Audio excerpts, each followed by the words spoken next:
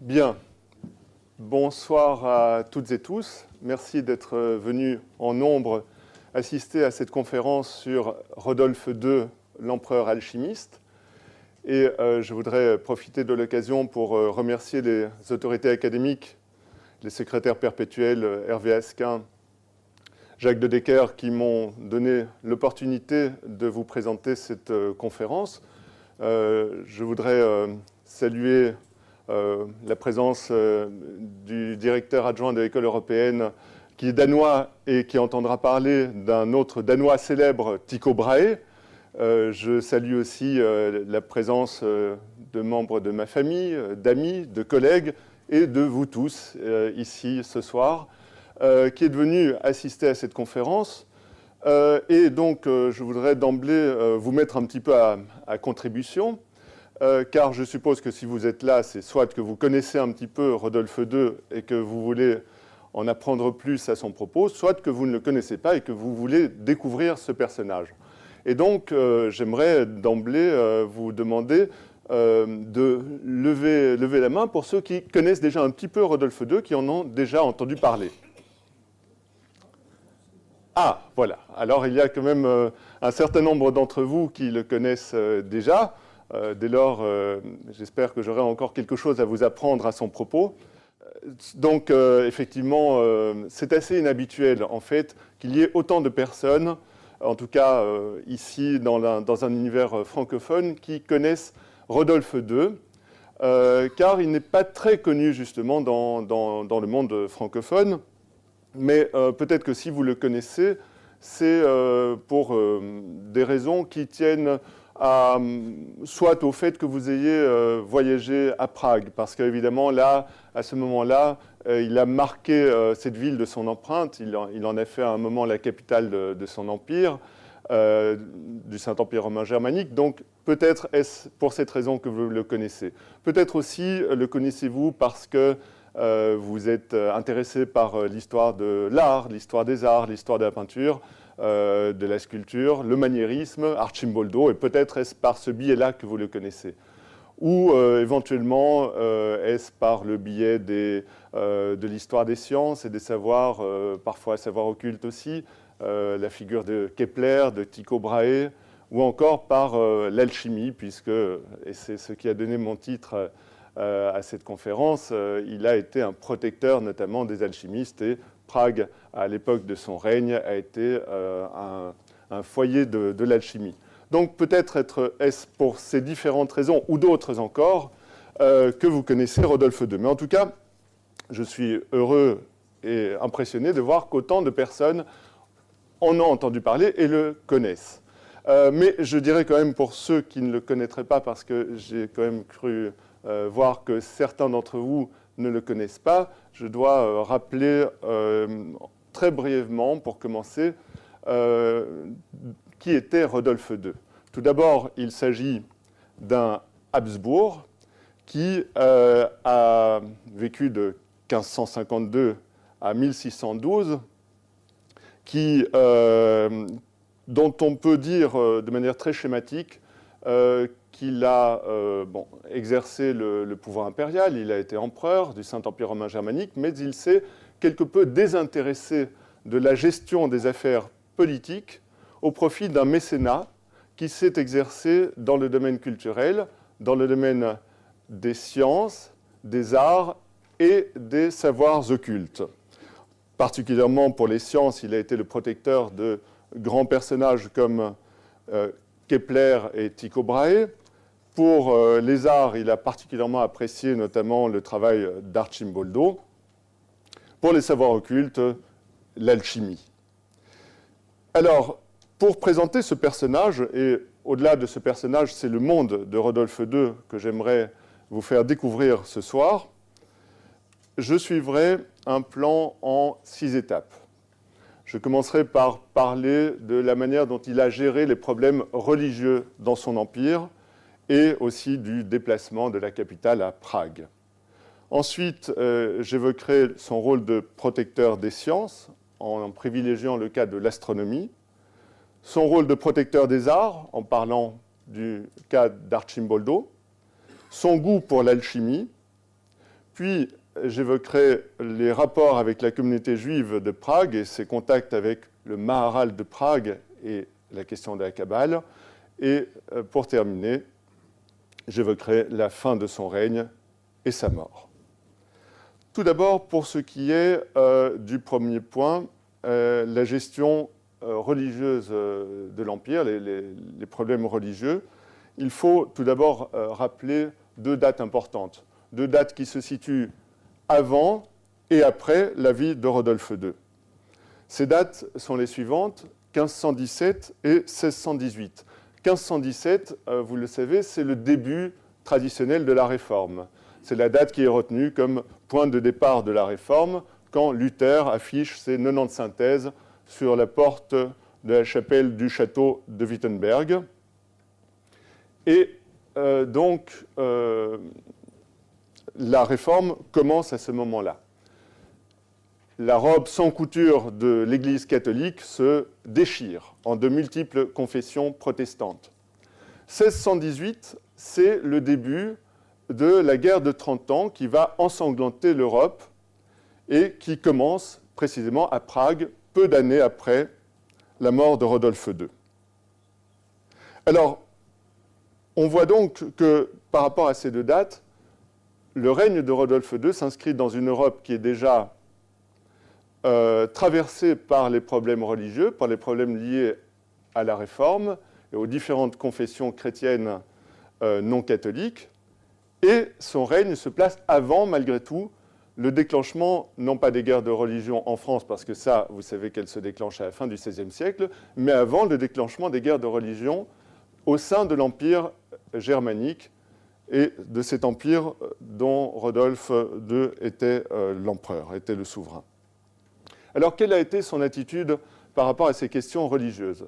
Je dirais qu'elle s'inscrit dans la tradition, dans la filiation de sa famille, des Habsbourg, et il faut la placer dans ce contexte-là. Tout d'abord, un petit rappel de généalogie très élémentaire.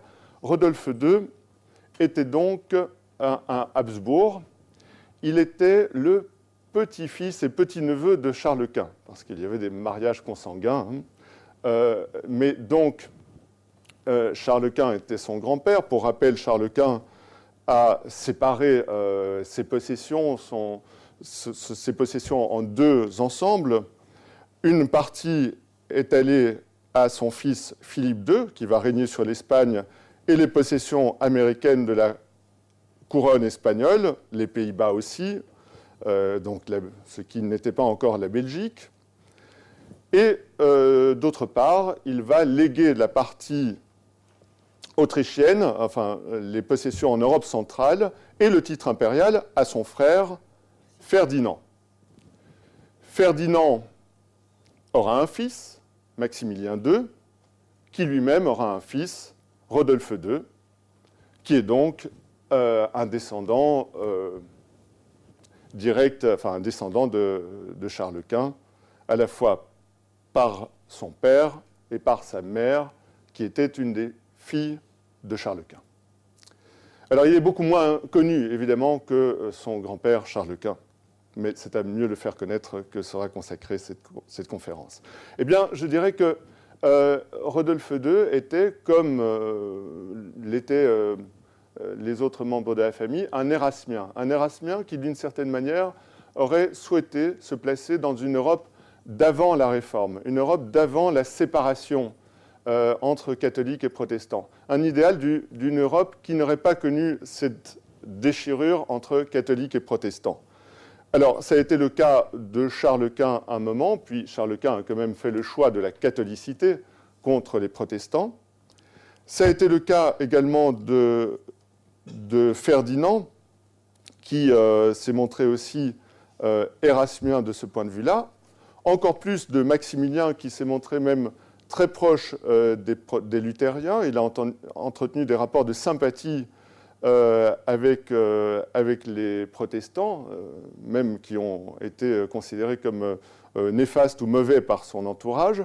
Et c'est le cas aussi de Rodolphe II, qui, de ce point de vue-là, se montre effectivement un érasmien, même s'il est plus hostile que son père à l'égard des protestants, mais il va malgré tout adopter une position relativement sympathique et en tout cas tolérante, avec toutes les guillemets bien entendu qu'il convient de placer pour un terme pareil dans un contexte historique. Mais il va se montrer plus tolérant à l'égard des protestants, et notamment en Bohême, où il va même accorder une lettre de majesté qui va reconnaître aux protestants toute une série de droits, un peu à l'image de l'édit de Nantes en France, qui avait été pris par Henri IV. Sur le plan personnel, maintenant, Rodolphe II a une conception tout à fait étonnante de la religion. Il a une religiosité vraiment très particulière, très éloignée en réalité du catholicisme le plus strict. Il était finalement plus proche d'une approche néoplatonicienne, hermétiste, une religion inspirée par la philosophie et par les courants ésotériques, beaucoup plus que par le christianisme au sens propre. À tel point qu'il est mort sans confession et sans avoir reçu l'extrême-onction, alors que tout le monde l'enjoignait à recevoir cette confession. Il a dit « Oui, si nous avions un prêtre qui fût de notre humeur ». Or, il n'y en avait plus. Il avait eu un confesseur, Pistorius, un savant personnage qu'il appréciait beaucoup, mais ce prêtre était mort, et dès lors, il n'a pas souhaité recevoir la confession. À côté de la gestion des questions religieuses dans son empire, l'autre grand moment du règne de Rodolphe II a été le passage de la capitale, ou le fait d'installer la capitale, ou plus exactement la résidence impériale, à Prague. Et c'est la raison pour laquelle, encore aujourd'hui, Rodolphe II est si cher au cœur des Tchèques, car il a vraiment fait, sous son règne, Prague a connu un véritable âge d'or. Et je voudrais vous faire écouter à cet égard une séquence qui illustre justement cet âge d'or de la Bohême du temps de Rodolphe II. C'est un extrait d'un texte d'un juif, David Gans, qui a écrit une chronique du temps et qui a aussi été un collaborateur de Kepler, dont je parlerai plus tard.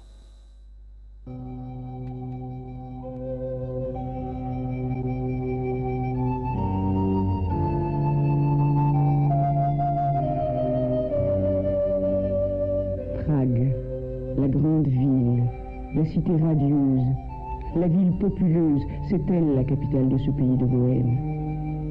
Elle en est située très exactement au point central, car de chaque côté, une distance d'environ 15 parasanges sépare la ville de Prague des frontières de l'État. Quant à la Bohême elle-même, quelle abondance de population, de villes ouvertes, de villages sans nombre, de cités grandes et admirables, de palais, de châteaux plus nombreux et plus beaux les uns que les autres. Cette terre jouit d'une plénitude de bénédictions divines. On y trouve le blé, le vin, le mou en telle quantité que les pays voisins en tirent leur subsistance. C'est une terre fertile aussi en rivières nombreuses, grandes et petites, en fleuves nombreux et majestueux. Abondance de poissons, de pâturages, de vergers à foison. C'est une terre dont les pierres sont en fer et dont l'airain s'extrait des montagnes. Les mines d'étain de la région de Schalkwald sont d'une valeur inestimable, non moins que le plomb et l'argent qui s'y trouvent en masse autour de Jochimsthal et en bien d'autres endroits encore. Tout cela couronné par les mines d'or de Hoyle. David Gans, c'est Marc David.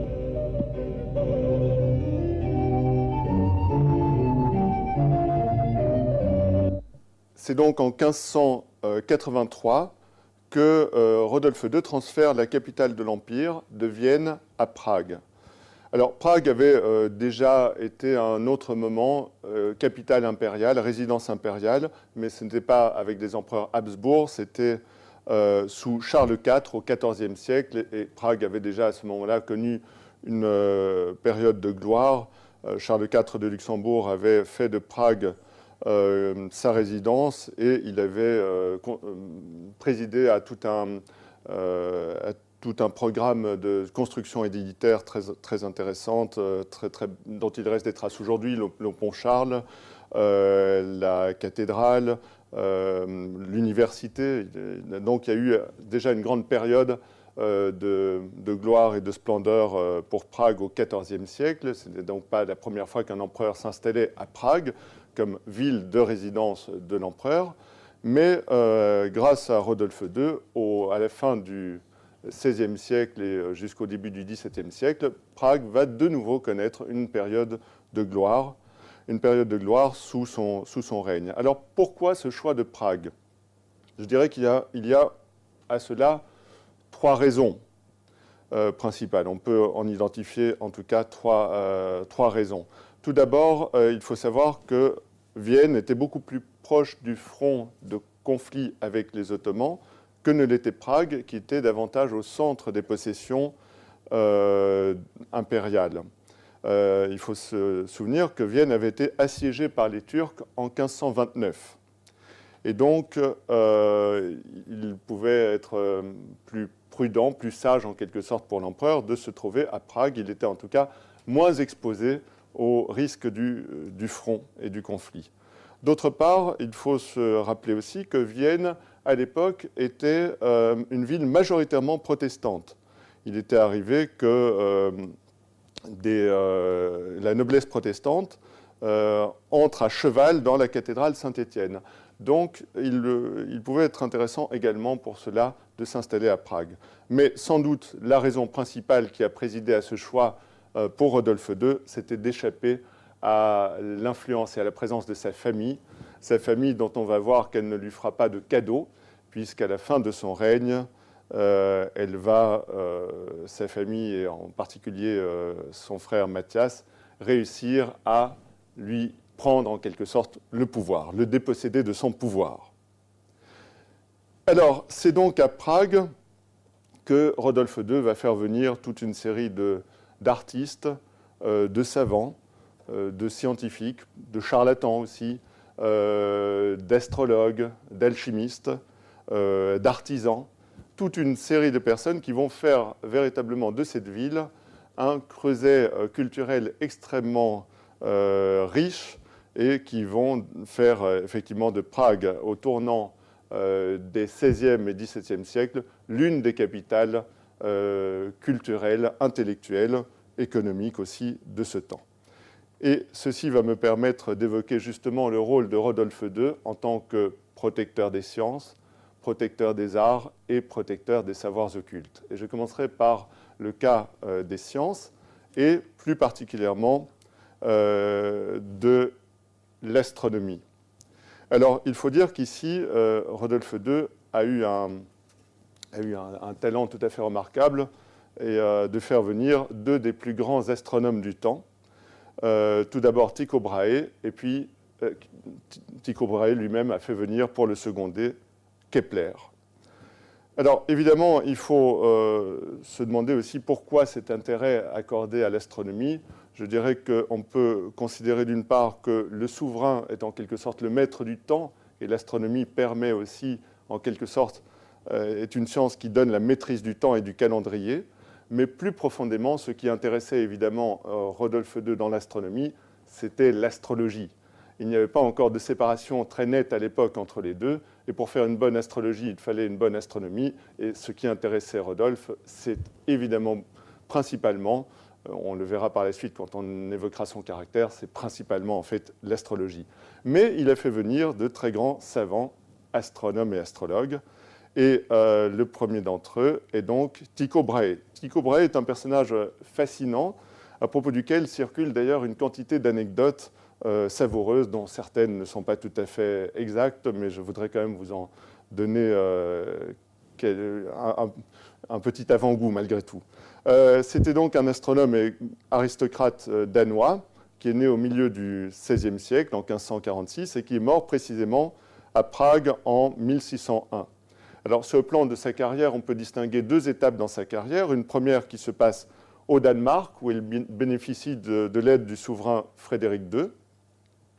Et Frédéric II, d'ailleurs, qui met à sa disposition une île entière, l'île de Vênes, sur laquelle il a construit un château d'astronomie, le château d'Uraniborg, le château d'Uranie. Et ensuite, il ne s'est pas entendu avec le successeur de Frédéric II, Christian IV, qui lui a retiré tous ses crédits, si bien qu'en quête d'un protecteur nouveau, Tycho Brahe s'est retrouvé à Prague, où Rodolphe II l'a fait venir, car il avait déjà entendu parler de ses talents en tant qu'astronome, astrologue et alchimiste également. Alors, parmi les anecdotes célèbres à propos de Tycho Brahe, il y a celle du duel qu'il a opposé dans sa jeunesse à l'un de ses cousins, semble-t-il, peut-être pour une raison de mathématiques, pour savoir qui des deux était le meilleur en mathématiques. À vrai dire, on ne sait pas exactement le motif de ce duel, mais toujours est-il qu'il a perdu son nez dans ce duel, si bien qu'il a dû porter jusqu'à la fin de sa vie une prothèse métallique. On discute beaucoup du métal, était-ce de l'or, de l'argent, du cuivre, peu importe, il a dû porter en tout cas une prothèse métallique et s'enduire ce qui lui restait de nez d'un onguent, de manière à ce que cela ne s'infecte pas. Alors, par ailleurs aussi, il avait un animal, un élan, qui serait mort d'avoir bu trop de bière. Mais il faut dire que lui-même avait une certaine propension à la boisson, à en croire l'anecdote tragique qui se réfère à sa mort, puisqu'il serait mort d'un éclatement de la vessie lors d'un dîner impérial, lors d'un repas impérial. L'étiquette lui interdisant de quitter la table, il serait mort d'un éclatement de la vessie. Alors, à vrai dire, cette anecdote, encore une fois, n'est pas tout à fait certaine. On pense plutôt qu'il serait mort d'une septicémie ou d'une urémie. On a même évoqué récemment la possibilité, là c'est une thèse assez récente qui a été développée récemment, d'un empoisonnement qui aurait été commandité par justement le roi du Danemark, Christian IV, mais cette thèse a été invalidée parce qu'on a exhumé le corps de Tycho Brahe en 2010 et on a fait des analyses qui montrent qu'en fait, cette thèse ne peut plus être retenue, et notamment l'excès de concentration de mercure que l'on avait constaté sur le cadavre de Tycho Brahe quand en 1900 on avait déjà fait des analyses. Eh bien aujourd'hui on estime que ce taux n'était pas excessif et qu'il ne peut pas y avoir eu d'empoisonnement au mercure en tout cas. Donc voilà, ce sont des affaires en cours, mais la mort de Tycho Brahe est sans doute davantage due, comme je vous le disais, à une septicémie. Mais l'anecdote, malgré tout, de cette mort par éclatement de la vessie est restée très vivace, et elle figure notamment dans un ouvrage de Milan Kundera qui évoque en ces termes la mort de Tycho Brahe. Tycho Brahe était un grand astronome, et aujourd'hui, nous ne nous rappelons plus rien de lui, sauf ce célèbre dîner à la cour impériale de Prague, au cours duquel il réfréna pudiquement son envie d'aller au cabinet, si bien que sa vessie éclata. Et lui, martyr de la honte et de l'urine, s'en fut promptement rejoindre les immortels risibles. Et d'ailleurs, aujourd'hui, en tchèque, il existe une expression qui dit, quand on a un besoin pressant, « je ne veux pas mourir comme Tycho Brahe », de manière à pouvoir satisfaire, bien entendu, ce besoin. Mais évidemment, il y a d'autres choses. C'était un personnage très grand qui se faisait accompagner d'un nain, le nain Gep, et ça faisait un contraste intéressant. Et d'ailleurs, ce nain était, semble-t-il, doué de certains pouvoirs un peu surnaturels, et notamment quand il revenait sur son île de Vênes, enfin avant qu'il ne revienne, le nain disait « attention, le maître revient », et effectivement, il revenait. Par ailleurs, il aimait aussi jouer, se donner des airs de sorcier pour la population locale, et il avait installé tout un système de cordes et de clochettes dans son château d'Uraniborg, de manière à pouvoir discrètement appeler ses assistants qui se trouvaient dans des chambres de ce château, sans élever la voix, si bien qu'il semblait avoir un pouvoir d'influence tout à fait considérable, en disant simplement « j'aimerais qu'un tel arrive », et il arrivait. Bon, voilà pour des aspects évidemment un peu, encore une fois, cocasses, mais anecdotiques à propos de Tycho Brahe. Tycho Brahe qui, par ailleurs, aussi s'intéressait beaucoup à l'alchimie. Parce que ce que l'on ignore parfois, c'est qu'à côté de son travail en astronomie, il était aussi passionné d'alchimie, et à l'étage de son château, il observait le ciel, mais au rez-de-chaussée, il y avait 16 fours alchimiques qui fonctionnaient sans discontinuer. Alors, malgré tout, il faut maintenant dire des choses un peu plus sérieuses à propos de Tycho Brahe et à propos de son apport à l'astronomie, parce que vous vous doutez bien qu'il n'est pas resté célèbre uniquement pour ces anecdotes que je vous ai racontées. Sur le plan de l'astronomie, il a donc vécu entre deux événements importants qui permettent de le situer. Il est donc mort en 1601, et ceci nous place entre deux grands moments de l'astronomie.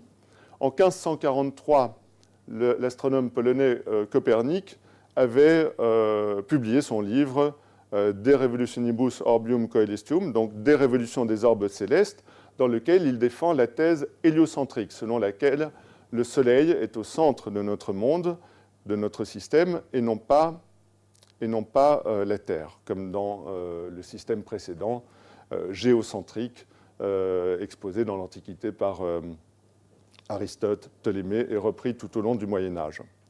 Eh bien, par rapport à cela, Tycho Brahe va défendre un système mixte, un système géo-héliocentrique. Donc il va refuser en quelque sorte de placer le Soleil au centre, mais il va faire tourner le Soleil autour de la Terre, mais il va faire tourner toutes les autres planètes autour du Soleil. Donc c'est un système mixte qui fonctionnait, qui avait le mérite de sauver les phénomènes, comme on dit, c'est-à-dire qu'on pouvait tout aussi bien faire des prédictions à l'aide de ce système qu'à l'aide du système de Copernic.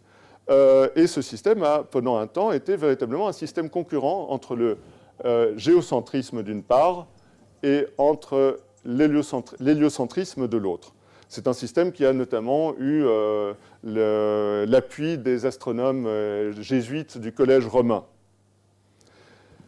Alors, par ailleurs, Tycho Brahe a été aussi un très grand observateur. Un très grand observateur, il a observé une supernova, une étoile nouvelle, il a observé une comète aussi, il a montré la véritable nature des comètes, la nature céleste des comètes, et non pas liée à des phénomènes atmosphériques. Il a montré que le ciel, justement, n'était pas aussi parfait que le disait Aristote, et ce n'est pas le lieu où le changement est absent, puisqu'il a étudié une étoile nouvelle. Et puis, il a fait un catalogue d'étoiles considérable, mais tout cela à l'œil nu. Et je vous disais que son travail s'inscrit entre deux dates. 1543, c'est donc Copernic, mais 1609, c'est Galilée, donc après la mort de Tycho Brahe. En 1609, Galilée pointe pour la première fois une lunette vers le ciel. Et il utilise un instrument de grossissement optique, c'est la première fois. Galilée n'a pas inventé la lunette a été inventée en Hollande, mais Galilée est le premier à avoir pensé à la pointer vers le ciel et à faire des observations à l'aide de cette lunette. Eh bien, Tycho Brahe est mort avant cela. Donc toutes ces observations ont été faites uniquement à l'œil nu, à l'aide d'instruments, mais ce n'étaient pas des instruments de grossissement optique. Et en même temps, ça a été un observateur extraordinaire, et donc il a fait des mesures et des observations, il a consigné tout ça de manière tellement précise que cela a permis ensuite à Kepler, qu'il va faire venir pour le seconder, de faire ses hypothèses et de trouver justement ces grandes lois des mouvements planétaires. Donc c'est le dernier grand observateur avant l'invention des lunettes, et c'est un observateur d'une rigueur exceptionnelle. Alors, je parlais de Kepler, il va faire venir justement, Tycho Brahe va faire venir Kepler à Prague, grand savant allemand, luthérien. Kepler, qui est né en 1571 et mort en 1630. Kepler est, si on prend l'histoire de l'astronomie moderne, l'un des 4 grands noms, avec Copernic, dont j'ai parlé, avec Galilée et avec Newton. Il est assurément le 4e de ces mousquetaires de l'astronomie. Mais c'est également un personnage étrange. C'est un personnage étrange qui a une dimension mystique. Ce n'est pas un scientifique détaché de réflexions théologiques, mystiques. Il était intéressé aussi, comme on l'était à l'époque régulièrement, par l'astrologie. Il a établi son horoscope qui permet à cet égard de savoir exactement quand il est né et même quand il a été conçu. Puisque, d'après cet horoscope qu'il a établi à l'âge de 26 ans, il nous donne le jour et l'heure de sa naissance. On sait donc qu'il a été conçu le 16 mai 1571 à 4h37 du matin et qu'il est né le 27 décembre à 2h30 de l'après-midi, après une grossesse de 224 jours, 9h et 53 minutes. Ceci permet de souligner le côté très, très précis de Kepler, et en même temps étrange. Alors, par rapport à la grande question débattue à ce moment-là des différents systèmes du monde, Kepler, à la différence de Tycho Brahe, va prendre résolument parti pour le système héliocentrique, le système selon lequel le Soleil est au centre du monde. Et il faut dire qu'il s'agit là tout de même d'une révolution considérable, que cette révolution astronomique des temps modernes, Freud a dit qu'il s'agissait d'un des 3 coups portés à l'amour-propre humain, puisque c'est la décentre l'homme et le place en quelque sorte sur la banlieue, dans la banlieue du monde. Banlieue proche, mais tout de même, on n'est plus au centre. Même s'il convient de souligner qu'au Moyen-Âge, la position centrale n'était pas forcément valorisée non plus, mais ceci est une autre question. Les 2 autres coups portés à l'amour-propre humain, pour mémoire, c'est Darwin qui montre que l'homme descend d'une filiation animale, et puis Freud lui-même qui, par la psychanalyse, montre que l'homme n'est pas maître en quelque sorte de son propre destin et qu'il est guidé par son inconscient. Alors, Kepler est évidemment connu pour ses 3 lois sur les mouvements planétaires, et j'en retiendrai ici principalement l'une. Ces lois sont éparpillées dans son œuvre. Elles ont ensuite été extraites d'une œuvre beaucoup plus abondante et beaucoup plus touffue, en quelque sorte. Cette première loi, c'est la loi des orbites. Kepler, grâce aux observations faites par Tycho Brahe notamment, montre que les planètes font autour du Soleil non pas un cercle parfait, mais une ellipse. C'est le caractère elliptique. Alors évidemment, aujourd'hui, on ne voit pas forcément ce que cela change et en quoi c'est une véritable révolution mentale, mais il faut bien se rappeler que dans la vision antique des choses, le domaine céleste était le domaine de la perfection. Et la figure de la perfection, la plus exemplaire de la perfection, c'est le cercle. Parce que dans un cercle, le centre est à égale distance, ou plus exactement, chaque point de la circonférence est à égale distance du centre. Et c'est donc la figure parfaite. Et Kepler, qui était très passionné de perfection, a dû se faire violence en quelque sorte sur base des observations pour en arriver à émettre la thèse du déplacement elliptique des planètes autour du Soleil et non pas circulaire. Les 2 autres lois sont des lois qui concernent encore une fois le mouvement des planètes autour du Soleil. Kepler est aussi un auteur qui était beaucoup plus intéressé en quelque sorte par la théorie que par l'expérience à proprement parler, et il valorisait grandement les découvertes faites par la pensée avant qu'elles ne soient confirmées par l'expérience. Pour donner un exemple, il avait trouvé chez un auteur antique, je crois que c'est Sénèque, qui parlait d'une terre à l'ouest de l'Europe, et que Christophe Colomb a découverte, c'est l'Amérique. Eh bien, il estimait que cet auteur était beaucoup plus digne de respect que Christophe Colomb, qui n'avait fait que confirmer cette hypothèse. Voilà. Donc, c'est quelqu'un aussi qui avait une pensée théorique qui l'amenait, qui peut nous paraître étrange. C'est un très grand mathématicien, évidemment, mais dans un ouvrage de jeunesse comme Le Mystère du Monde, le Mysterium Cosmographicum, qu'on a traduit par Le Secret du Monde, il a souhaité inscrire les planètes connues à l'époque dans les 5 polyèdres réguliers de Platon. Et donc, vous voyez un peu son mode de pensée. Il inscrit dans une structure géométrique parfaite le mouvement des planètes. Et ça fonctionnait, c'est ça qui est extraordinaire, c'est que ça fonctionnait avec les planètes connues à l'époque, mais cela ne fonctionne plus si on ajoute les planètes qui ont été découvertes par la suite. Je voudrais vous faire écouter, justement, pour vous donner une idée de cette pensée de Kepler, un petit extrait du Secret du Monde. Qu'est-ce que Qu'est-ce qui a amené Dieu à créer et selon quel plan? D'où Dieu a-t-il tiré les nombres? Quelles règles gouvernent une masse aussi énorme? Pourquoi Dieu a-t-il créé 6 circuits? Pourquoi y a-t-il ces espaces entre chaque orbe? Eh bien, voilà tout ce que Pythagore t'enseigne ici au moyen de ces 5 figures. Il nous a montré par son exemple que nous pouvons voir renaître, après 2000 ans d'erreur, pourvu qu'il y ait un Copernic, ce titre de meilleur observateur du monde. Johannes Kepler, Le secret du monde. Et cela donne pour la planète la plus proche du Soleil, pour Mercure,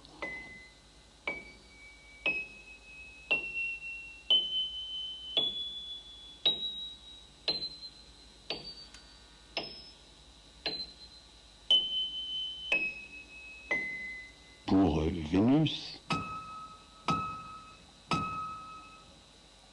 pour la Terre. Cela donne pour Mars, le dieu de la guerre.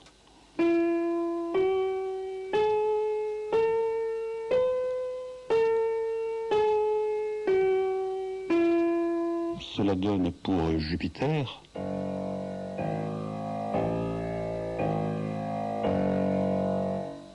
Et puis cela donne enfin pour Saturne, le vieux roi de la mythologie grecque.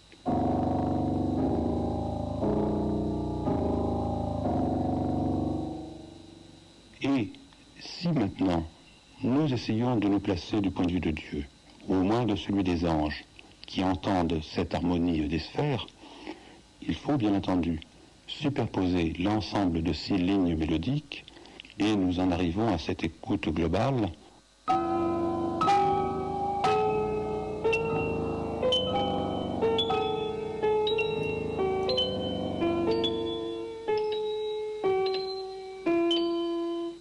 Voilà, alors on voit effectivement, on entend par là ce caractère surprenant pour nous, modernes, de Kepler, parce qu'on a tendance à avoir une vision de l'histoire des sciences un peu positiviste, un peu scientiste, où on détache en quelque sorte l'apport scientifique du contexte philosophique, théologique, mais ici on a avec Kepler quelqu'un qui était à la fois intéressé par évidemment l'avancée de l'astronomie, par les sciences, mais également par la théologie, par la philosophie. Et en l'occurrence, ici, on a fait allusion aussi à la croyance en l'harmonie des sphères et la musique des sphères. Une croyance très ancienne qui remonte à Pythagore et qui a été reprise par des auteurs de l'Antiquité, selon laquelle les planètes, dans leur mouvement, produiraient une musique que nous n'entendons plus, parce que, un peu à l'image de quelqu'un qui vivrait à côté d'une cascade et qui n'entendrait plus le bruit de l'eau, eh bien, nous sommes plongés dans cette musique des sphères, nous ne l'entendons plus, mais Kepler a essayé de donner une traduction par des notes de cette musique des sphères, et ces notes, d'ailleurs, pour la Terre sont Mi et Fa, parce que ce sont les abréviations de miserere et de famina, la misère et la famine qui sont le lot des hommes sur la Terre. Alors, Kepler est venu aussi à Prague pour y exercer la fonction d'astrologue, comme avant lui Tycho Brahe, parce que, je l'ai dit, ce qui intéressait surtout Rodolphe II, plus encore que l'astronomie, c'est l'astrologie, et plus particulièrement l'astrologie médicale, en quelque sorte. Alors, on connaît parfois la phrase de Kepler qui dit que l'astrologie est la fille bâtarde de l'astronomie. Cela ne signifie pas qu'il ne s'intéressait pas à l'astrologie, mais il souhaitait en quelque sorte la réformer et lui donner un contenu plus scientifique. Pour lui, l'astrologie est une branche de l'astronomie. Alors, ceci permet d'évoquer justement un aspect qui concerne cette fois-ci Rodolphe II, je reviens à lui, c'est le caractère de Rodolphe II, qui était un caractère profondément mélancolique. Alors, mélancolique, c'est un terme qui aujourd'hui a perdu un petit peu de sa force par rapport à ce qu'il désignait dans le passé. Aujourd'hui, on traduirait cela en tempérament bipolaire, psychose maniaco-dépressive. Bref, on est dans le registre de la maladie mentale. Et effectivement, Rodolphe II avait un tempérament dans lequel alternaient en quelque sorte des périodes de grande exaltation et des périodes de profond abattement, voire de dépression très sévère. Et donc, la mélancolie, c'est en fait une maladie mentale. C'est un excès dans la médecine de l'époque, de bile noire, de liquide noir, d'humeur, l'humeur au sens de liquide, noir. Mélane, c'est noir, et collet, c'est l'humeur, le liquide. Et donc, on considérait que les gens atteints de mélancolie étaient des gens en qui ce liquide était en trop grande quantité. Mais aussi, on avait établi, déjà depuis l'Antiquité, mais c'est revenu en force à la Renaissance, avec notamment Marcille Ficin, un lien entre la mélancolie et le génie. Et selon un texte attribué à Aristote, on sait maintenant que c'est sans doute un texte faux, en tout cas il n'était pas d'Aristote, mais c'est un texte de l'Antiquité, qu'on appelle le problème 30, Problemata 30, qui dit que tous les hommes de génie ont été mélancoliques, et qui donc établit un lien très fort entre l'état psychologique mélancolique et le génie. Ceci est d'ailleurs illustré dans une gravure très célèbre de Dürer qui s'appelle tout simplement « La mélancolie » et où on voit un ange qui est accompagné d'instruments qui illustrent la création intellectuelle notamment.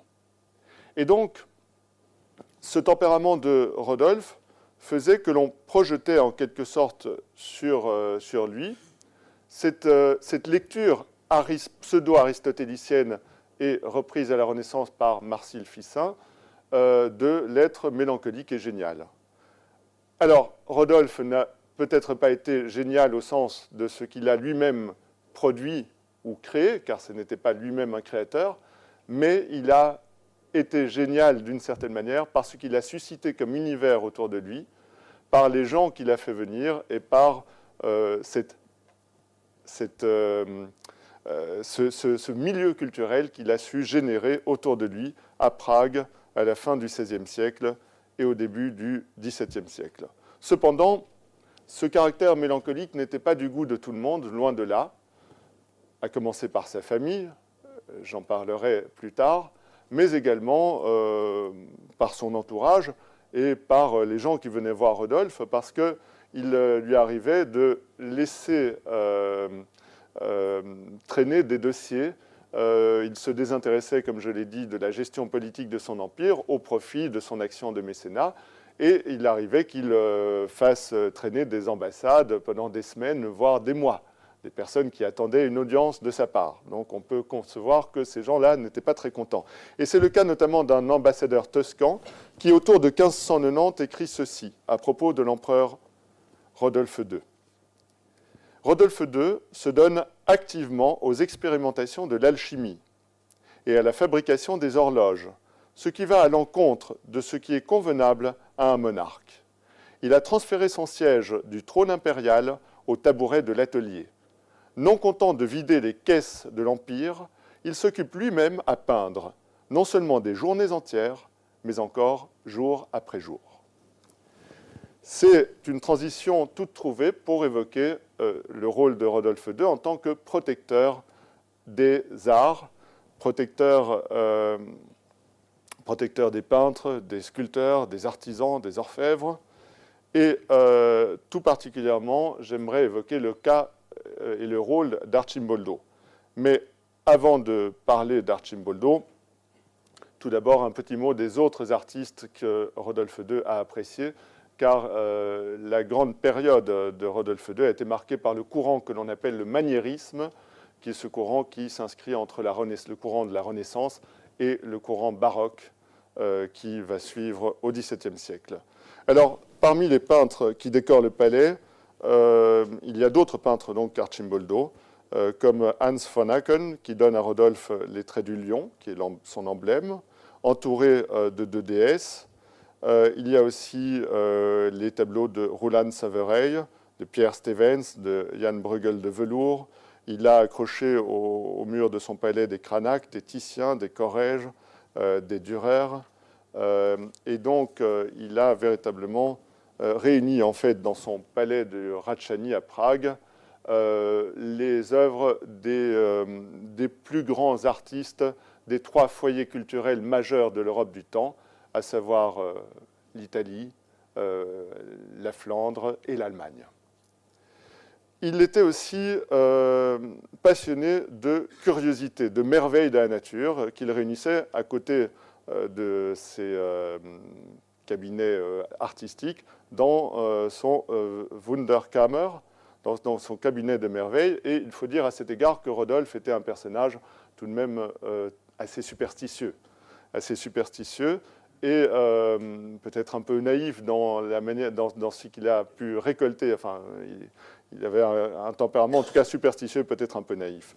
Alors, dans les salles de son cabinet de merveilles, on trouvait, garnis à mi-hauteur de buffets, des buffets surmontés de bronze et de médailles, des tableaux couvrant les parois jusqu'au plafond, d'où pendaient des squelettes entremêlés aux girandoles, remplissant les armoires un gigantesque amas de sculptures et de camées, de tapisseries et de vases, d'ivoire et de pendules, de croix et de gobelets, et surtout des pierres précieuses, des émeraudes de Perse, des diamants taillés par Rodolphe lui-même, un grain de la terre dont Dieu fit Adam, ainsi que la baguette de Moïse. Il possédait toute une série de talismans pour se protéger. Il en possédait une quantité incroyable, des racines de mandragore, des fœtus, des dents de baleine, des coraux, des cornes de rhinocéros, une fourrure tombée du ciel, la mâchoire d'une sirène grecque, des clous de l'arche de Noé, l'image d'un démon emprisonné dans un cristal, des têtes de mort taillées dans le quartz ou l'agate. Mais alors, ce qu'il recherchait par-dessus tout, c'était les bézoars. Et les bézoars, ce sont des concrétions formées dans l'estomac de certains animaux et dont on vantait d'ailleurs la vertu d'antidote. Et d'ailleurs, bézoar veut dire précisément antidote ou contrepoison en persan. Et donc, il portait un bézoar pour le guérir justement de sa mélancolie dont il avait bien conscience. Alors évidemment, tout ceci fait sourire, bien entendu, mais on a pu donner à cet amoncellement de choses dans son cabinet de curiosité une signification politique. Et ceci a été proposé notamment par Pierre Béard dans Les langues occultes de la Renaissance, qui a imaginé que, en réunissant toutes ces merveilles du monde, Rodolphe voulait en quelque sorte réunir le microcosme, le petit monde, reflet du macrocosme, du grand monde, de l'univers, et peut-être exercer par une sorte de pouvoir d'influence magique une action sur le monde par ces objets hétéroclites réunis autour de lui. Donc ça serait donner une dimension politique, évidemment très loin, très éloignée de nos propres schémas de pensée d'aujourd'hui, mais ça serait donner une dimension politique à ce qui autrement nous paraît comme une manie de collectionneur, sans dimension politique. Mais je le disais, l'artiste qui a eu ses préférences à côté de Bartholomew Sprenger, d'Adrien de Vries et d'autres, c'est le peintre Arcimboldo, Giuseppe Arcimboldo, qui est né en 1527 et mort en 1593, et qui a été le peintre attitré, l'un des peintres attitrés de la cour des Habsbourg depuis 1562, sous Ferdinand, sous Maximilien II et sous Rodolphe II. C'était un aristocrate milanais, et Milan et la région du Milanais étaient possession de la couronne impériale. Et Arcimboldo était, en plus d'être l'artiste préféré de Rodolphe II, c'était aussi le grand organisateur des fêtes impériales sous les empereurs Habsbourg, Ferdinand, Maximilien II et Rodolphe. Alors ça nous paraît étrange parce que quand on voit ici ce magnifique autoportrait d'Arcimboldo, on n'imagine pas qu'il s'agisse d'un joyeux drill. Mais en tout cas, il s'agissait effectivement de celui qui, enfin vous me direz, organiser des fêtes, ce n'est pas non plus participer aux fêtes. Ça doit susciter certaines angoisses aussi. Arcimboldo a souhaité à un moment rentrer à Milan, et Rodolphe II a accepté qu'il retourne terminer sa vie à Milan, mais à condition que depuis Milan, il continue de faire des tableaux pour l'empereur. Et Arcimboldo est très connu, bien entendu, pour ses têtes composées, ghiribizzi, assemblage fait d'animaux, de végétaux, d'objets, qui de près semblent n'être justement que des animaux, des végétaux, des objets divers, mais quand on prend un peu de recul, on découvre des magnifiques portraits. Et il a réalisé à cet égard un portrait de l'empereur en vertumne, c'est-à-dire le dieu romain des jardins. Et ce portrait, je vous le montre à l'instant. Le voici. Très beau, hein, le style tout à fait caractéristique d'Arcimboldo. Alors, il faut dire que c'est un portrait qui embellit tout de même Rodolphe II, qui n'était pas, sur le plan physique, très beau. Il avait le caractère prognate des Habsbourg. Et aussi, on sait que vers le tournant du siècle, vers 1600, on pense qu'il avait déjà perdu beaucoup de dents. Il avait un physique plutôt un peu pâteux. Mais ici, Arcimboldo lui a donné quand même les traits d'un personnage énergique. Alors, ces portraits étaient accompagnés souvent de gloses, de commentaires, de textes qui précisaient le sens et qui donnaient le sens caché. Et ici, on a un poème de Comanini qui porte sur ce tableau, ce portrait de Rodolphe II par Arcimboldo. Arcimboldo, qui a peint toute une série de tableaux, mais qui sont toujours des jeux intellectuels et des jeux esthétiques aussi. Alors, je vous en montre deux autres. Voici, on a ici un plateau avec des petits cochons qui ont été cuits et qui vont être mangés. Et puis, on a à côté un vase, un pot contenant des légumes. Mais si on retourne ces tableaux, qu'observe-t-on? On observe deux portraits. Arcimboldo est très célèbre pour deux séries de tableaux qui se renvoient l'une à l'autre. C'est les 4 saisons et les 4 éléments. Tout d'abord, les 4 saisons. Alors, ces 4 saisons signifient à la fois, bien entendu, les saisons, le printemps, l'été, l'automne, l'hiver, mais aussi les 4 âges de la vie, puisqu'on voit que le printemps est un jeune homme ou une jeune fille, l'été est déjà quelqu'un d'âge mûr, l'automne, quelqu'un d'âgé, et l'hiver est tout à fait décharné. Et par ailleurs, ces 4 saisons donc, représentent les âges de la vie, je l'ai dit, mais on peut aussi associer à ces saisons l'un des 4 éléments. Et ceci renvoie dès lors à la série des éléments, les 4 éléments connus depuis l'Antiquité, dont Empédocle et puis Aristote ont pensé que le monde était composé, le monde en tout cas sublunaire, le monde sous la Lune, notre monde, et ces 4 éléments sont l'air, le feu, la terre et l'eau. Eh bien, si on associe en quelque sorte ces saisons et ces éléments, selon les deux notions de chaud et de froid et de sec et d'humide, on peut associer les éléments aux saisons. Alors d'abord, évidemment, par rapport au chaud, eh bien, l'air sera chaud, le feu sera chaud. Par contre, la terre et l'eau seront froides. Mais l'air sera chaud et humide, le feu sera chaud et sec. De la même manière, la terre sera froide et sèche, tandis que l'eau sera froide et humide. Eh bien, selon cette répartition, selon ces deux pôles de chaud, froid et sec et humide, eh bien, on peut associer les éléments aux saisons. Le printemps va être chaud et humide, l'été chaud et sec, l'automne froid et sec, et l'hiver froid et humide. Si bien que l'élément du printemps, c'est donc l'air, l'élément de l'été, c'est le feu, l'élément de l'automne, c'est la terre, et l'élément de l'hiver, c'est l'eau.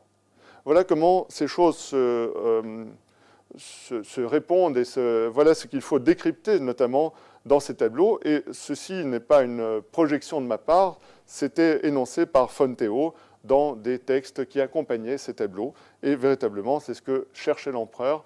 Il voulait que l'art, en quelque sorte, soit à décrypter, à déchiffrer, plus exactement, par les gens instruits et par lui-même en particulier. Alors évidemment, je le disais, ces 4 éléments renvoient à la science du temps, à la science antique et médiévale. Aristote considérait que le monde était composé de 4 éléments et que au-dessus dans le monde, que le monde terrestre était composé des 4 éléments et que dans la zone au-dessus de la Lune, on avait le 5e élément, la quintessence, l'éther, qui est un élément tout différent des 4 éléments qui composent notre monde d'ici-bas. Mais à côté de ces 4 éléments, d'autres savants, d'autres penseurs avaient développé une conception selon laquelle le monde se composait d'éléments encore plus profonds, encore plus différents, que l'on pouvait utiliser, avec lesquels on pouvait essayer d'obtenir des résultats intéressants, et ce sont les alchimistes. Et ceci me permet d'évoquer le rôle de Rodolphe II comme protecteur des alchimistes et son goût pour l'alchimie. Alors, précisément, l'alchimie est une tradition qui a émergé, pour l'Occident en tout cas, dans le monde alexandrin, à Alexandrie, qui a été transmis à l'Occident médiéval, en particulier au travers de la Renaissance du XIIe siècle, ce qu'on appelle la Renaissance du XIIe siècle, qui a été un grand transfert de textes antiques, grecs, arabes aussi, au travers de toute une série de traductions qui ont été faites à ce moment-là, en particulier en Espagne, un peu en Sicile aussi. Et au cours de cette Renaissance, l'alchimie a été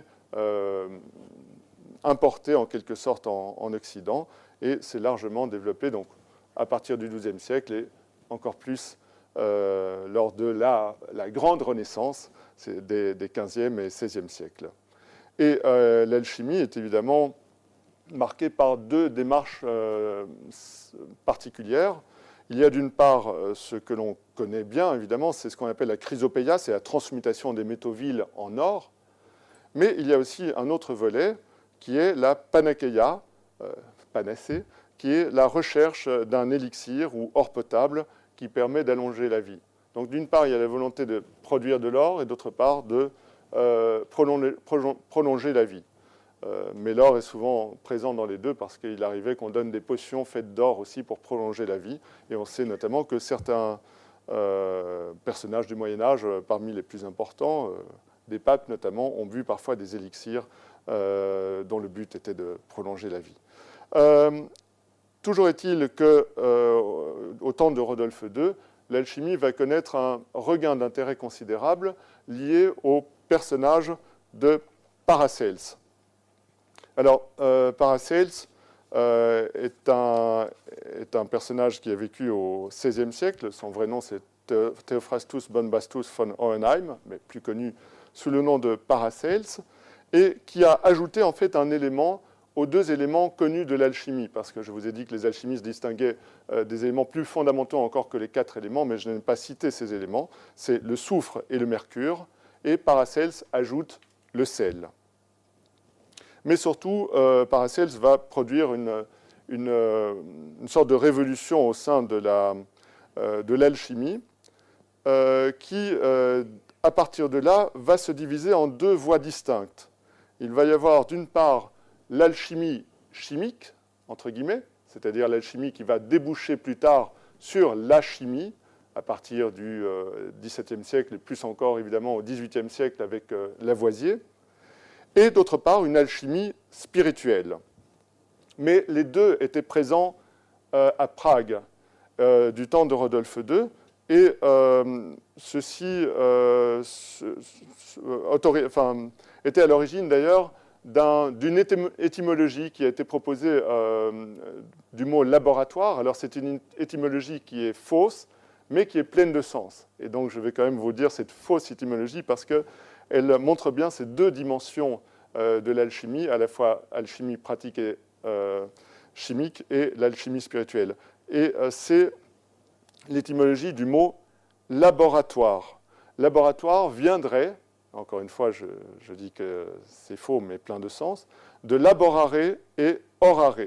Laborare c'est le travail, c'est le labeur, et orare c'est la prière. Et le laboratoire serait à la fois l'endroit où l'on travaille et où l'on prie. Et ces deux dimensions étaient présentes chez les alchimistes qui fréquentaient la cour de Rodolphe II. Alors, il y en a toute une série, hein, je ne vais pas les citer ici, Coenraad, John Dee, Edward Kelly et d'autres, mais je voudrais en retenir un, c'est l'alchimiste et médecin de Rodolphe II, Michael Mayer, qui est l'auteur d'un très beau livre qui a été publié après la mort de Rodolphe, mais qui est porteur de tout cet esprit du monde de Rodolphe, de la cour de Rodolphe II. C'est l'Atalante fugitive, publié en 1616. Alors tout d'abord, un mot à propos de ce titre. Hein. Atalante, ça renvoie à la légende grecque, un mythe grec, c'est une princesse au pied léger, pourrait-on dire, une championne de la course, qui refusait de se marier. Et c'était évidemment extrêmement dangereux pour les prétendants, parce que son père voulait quand même la marier. Elle a dit qu'elle acceptait de se marier, à la condition que le prétendant parvienne à la rattraper à la course, ce qui n'arrivait jamais. Autrement, donc, le prétendant était exécuté. Alors, il y a différentes variantes. Il y en a une autre où Atalante laisse le prétendant partir à l'avance et puis elle court derrière avec un javelot et elle le plante dans le dos du prétendant qui ne parvient pas à gagner la course. Ça, c'est une des variantes. Mais toujours est-il qu'il y a évidemment cette hécatombe parmi les prétendants jusqu'au jour où arrive Hippomène. Hippomène qui a eu la bonne idée de se faire aider d'Aphrodite, qui lui a donné des pommes d'or du jardin des Hespérides et a suggéré à Hippomène de laisser tomber ces pommes lors de sa course, si bien que Atalante, attisée par sa curiosité, s'est baissée pour les rattraper et elle a perdu la course, ce qui a abouti à un beau mariage. Alors, évidemment, pourquoi cette Atalante fugitive? En fait, ici, il s'agit du symbole, sans doute, de la pierre philosophale ou de cette quête des alchimistes, jamais atteinte, ou toujours poursuivie, en tout cas. Et donc, Atalante, c'est le symbole, évidemment, de la quête des alchimistes. Et dans ce livre, Atalante fugitive, Michael Mayer a réalisé une sorte d'œuvre d'art totale, puisqu'on a à la fois des emblèmes, de très belles illustrations, on a évidemment le texte, et on a aussi de la musique. Et donc, on a ces trois dimensions. On a le texte pour l'intellect, on a les images pour les yeux, et on a la musique pour les oreilles. Alors, je vais vous faire écouter un extrait de cette Atalante fugitive. Et il y a trois voix, j'en dirai un mot après.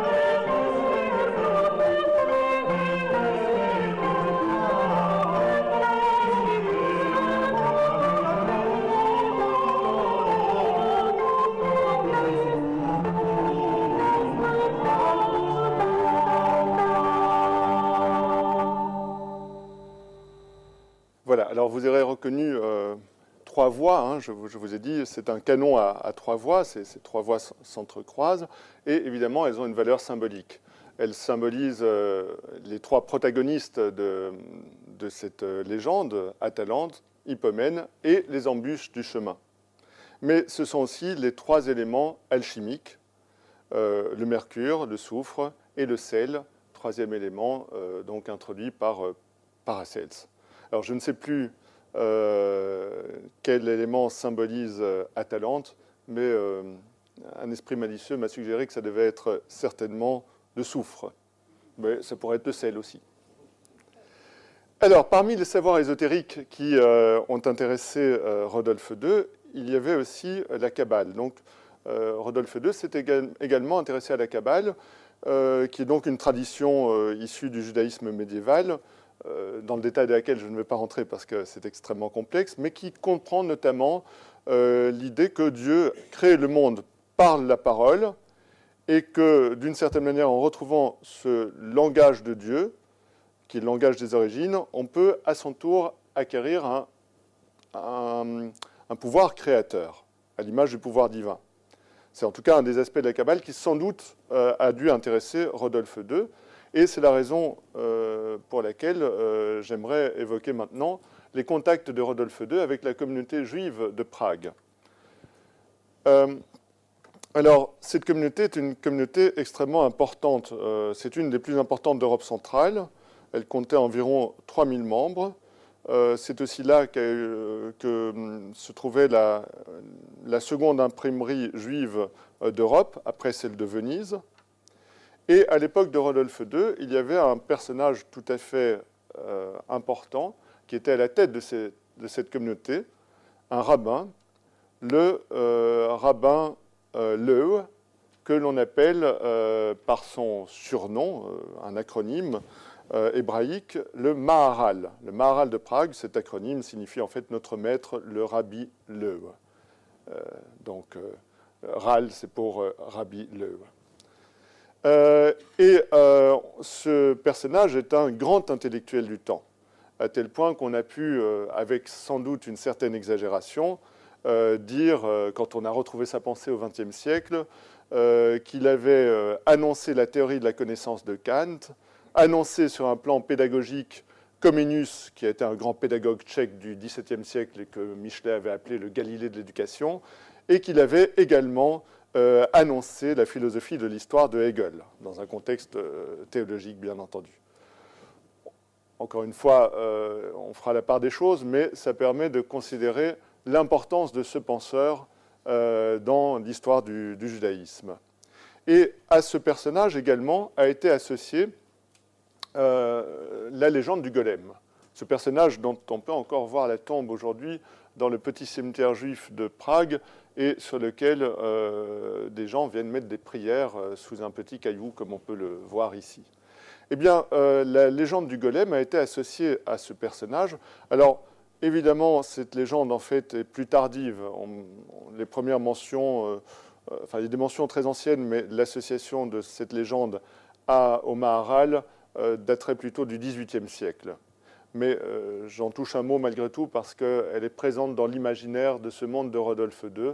Et encore une fois, aujourd'hui, quand on va à Prague, il y a tout un folklore autour à la fois du golem et de cette Prague magique du temps de Rodolphe II.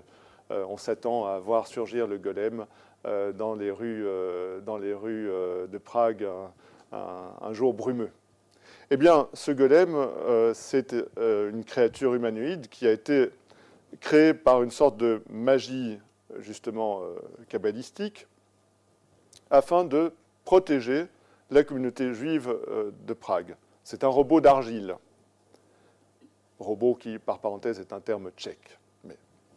C'est un robot d'argile qui visait à protéger la communauté, mais évidemment, vous vous doutez bien que les choses vont déraper, comme dans le mythe de la créature du docteur Frankenstein, et à un moment, ce golem va se retourner contre ceux qui l'ont fait, ou du moins va devenir une menace, va représenter une menace, si bien qu'il faudra mettre fin à ce personnage et le désamorcer en quelque sorte.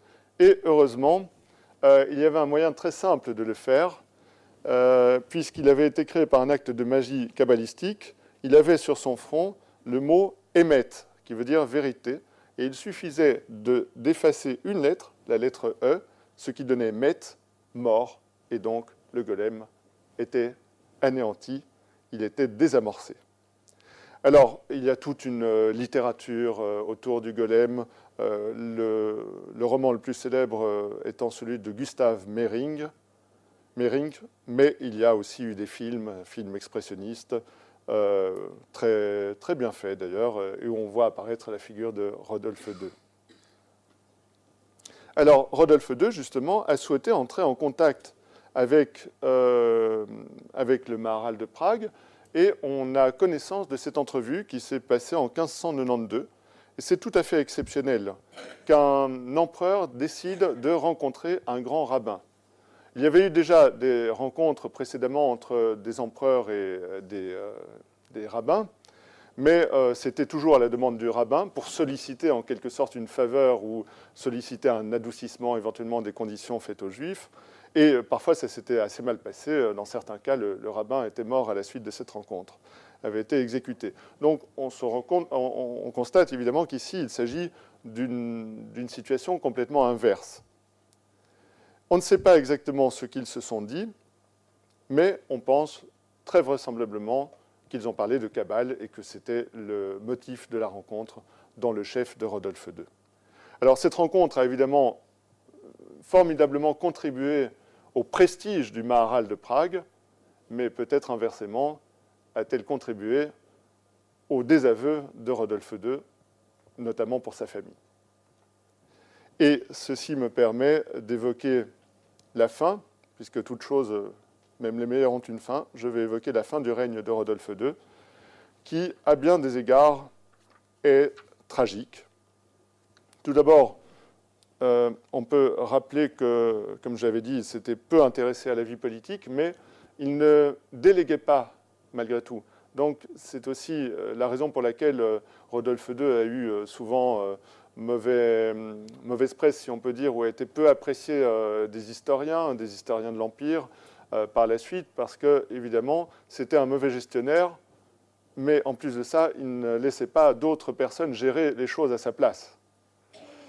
Et ceci est lié évidemment à son caractère mélancolique, son caractère dépressif. Et on a pu imaginer, on a pu émettre une hypothèse sur l'origine de ce caractère dépressif et de ses problèmes psychologiques. J'ai évoqué l'explication par l'astrologie tout à l'heure, mais il y a une autre thèse malgré tout. Et cette autre thèse serait la syphilis. Donc il aurait été atteint de la syphilis car dans son jeune temps, quand il était à Vienne encore, il voyait beaucoup de femmes, il faisait monter des femmes de petites mœurs, enfin de vie légère, disons. Et donc, il a peut-être à ce moment-là contracté la syphilis.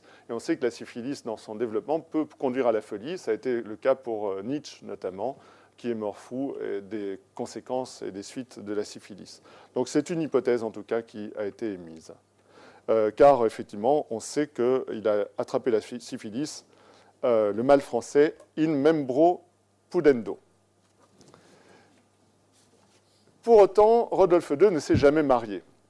C'est une répugnance à se marier qui est surprenante de la part d'un souverain. Il avait, malgré tout, à Prague, on sait qu'il avait des maîtresses. Il avait une maîtresse italienne résidant à Prague. Il a eu, semble-t-il, des enfants adultérins aussi, mais il ne s'est jamais marié. Il ne s'est jamais marié. On a même songé à un moment à réaliser une alliance entre Rodolphe II, une alliance matrimoniale entre Rodolphe II et Élisabeth Ier d'Angleterre, qui elle non plus ne s'était pas mariée. Mais cela ne s'est pas fait malgré le jeu diplomatique qui, à un moment, a bruissé autour de cela.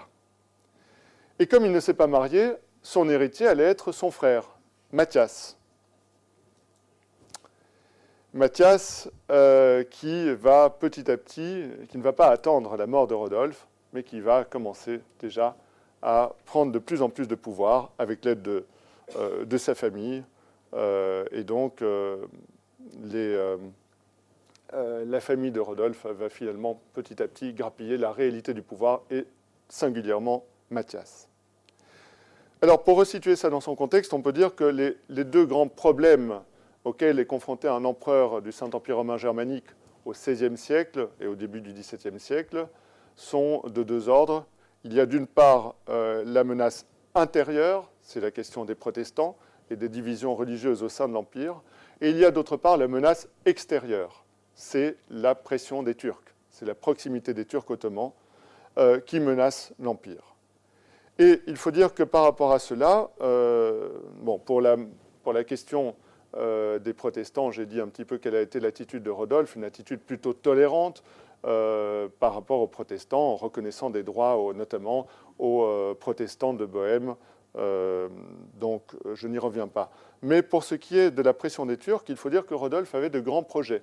Même si lui-même n'allait pas sur le champ de bataille, même si lui-même se désintéressait un peu de la gestion des choses, il voulait malgré tout poursuivre le combat contre les Turcs et il a repris les hostilités à l'égard des Turcs en 1593. Et toute l'idéologie impériale le montre aussi par l'image comme un chef de guerre. Il est représenté en armure comme un chef de guerre, véritablement, ce qu'il n'était pas réellement, en tout cas pas sur le terrain.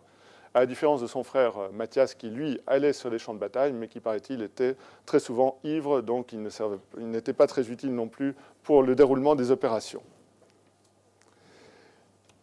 Les dernières années du règne et de la vie de Rodolphe sont en fait marquées par un long dépouillement de sa personne, de ses titres, de son pouvoir. Je vous ai dit qu'il avait souhaité reprendre le combat contre les Turcs, qui n'avait été marqué ni par de grandes victoires, ni par de grandes défaites, ou plutôt par une alternance de victoires et de défaites, ce qui fait qu'en fait, le pouvoir à la fois de l'Empire et des Turcs était plus ou moins équivalent, et personne ne parvenait à prendre le dessus sur l'autre. En 1606, Rodolphe se voit imposer une paix avec les Turcs qui a été négociée par son frère, Mathias. Donc c'est un acte par lequel, évidemment, Mathias obtient cette paix sans tenir compte, finalement, de Rodolphe. Et Mathias devient également roi de Hongrie en 1606. En 1608, Mathias essaie d'obtenir la couronne de Bohême, mais il n'y parvient pas. Et c'est pour récompenser en quelque sorte le soutien des nobles de Bohême qu'en 1609, Rodolphe leur accorde la lettre de majesté qui autorise aux protestants de Bohême de pratiquer leur religion. Je disais que c'est un peu à l'image de l'édit de Nantes en France, pris par Henri IV. En 1611, Mathias arrive à ses fins et il réussit à obtenir la couronne de Bohême, de telle sorte qu'il ne reste plus à Rodolphe que le titre impérial. Il est reclus au sein de son château du Ratchany à Prague. Il est empereur, mais c'est tout. C'est un empereur sans pouvoir. Et en 1612, son lion favori meurt. C'était son emblème.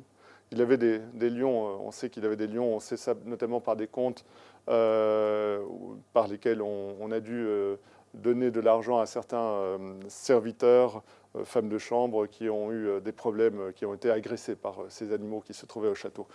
Et donc, son lion favori meurt, c'est un signe. Il s'abandonne, ses jambes enflent, on ne peut plus lui retirer ses bottes, la gangrène s'installe, et il n'accepte comme médicament que l'élixir, un élixir d'un alchimiste anglais, Stetton, qui est fait d'ambre et de bézoard. Mais comme vous pouvez vous en douter, ça ne l'a pas sauvé, et il va mourir le 20 janvier 1612. L'histoire pourrait s'achever là, et elle s'achève là, mais je voudrais encore dire un mot.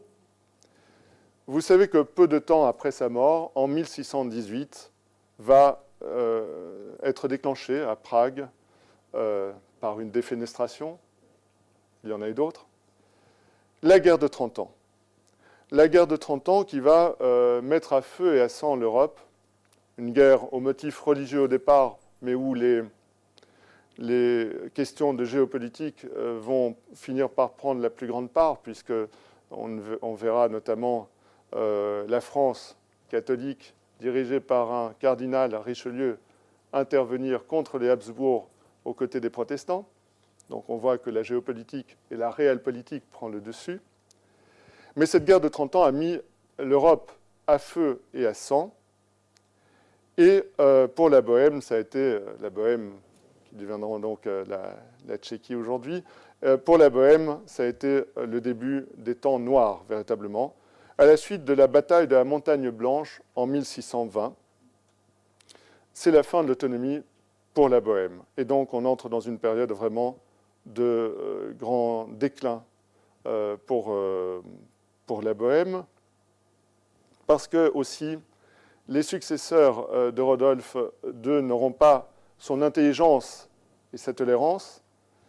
Mathias et puis ensuite Ferdinand II de Styrie diront en substance « Mieux vaut régner sur un désert que sur un royaume d'hérétiques ». Et dès lors, tout est dit. Mais cela va mener au chaos et au chaos de cette guerre extrêmement sanglante. Mais je voudrais souligner une anecdote intéressante. À la bataille de la Montagne Blanche en 1620, par laquelle donc, la Bohème a perdu son autonomie, se trouvait un jeune mercenaire dont vous ne savez peut-être pas que dans son jeune temps, il a parcouru l'Europe et il a servi dans les armées. C'est René Descartes. René Descartes se trouvait à la bataille de la Montagne Blanche. Et c'est amusant parce que, c'est intéressant plutôt à noter, parce que avec Descartes, qui passe pour le fondateur de la philosophie moderne, on passe à un monde tout différent sur le plan de la philosophie, de la pensée.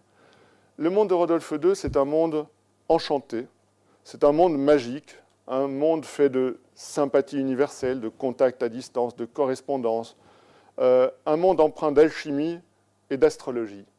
Alors qu'avec Descartes, on entre dans un monde du mécanisme, dans le monde où la nature devient froide et désenchantée, nature dont Descartes dit qu'il faut se rendre maître et possesseur. Et donc c'est un tout autre univers mental qui va se mettre en place avec la pensée de Descartes.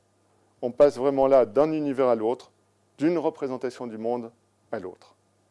Et pour terminer, je souhaite conclure en citant cet écrit de l'écrivain Sigmund von Birken, qui, 45 ans après la mort de Rodolphe II, est revenu sur ce règne, par contraste avec les temps qui ont suivi, et qui a montré à quel point cette période du règne de Rodolphe II a été une ère de prospérité pour la Bohème, pour Prague et pour l'Europe. Je vous lis ce texte. « Les 37 années de son règne ont été des années de paix sans mélange, des années de joie et de bien-être.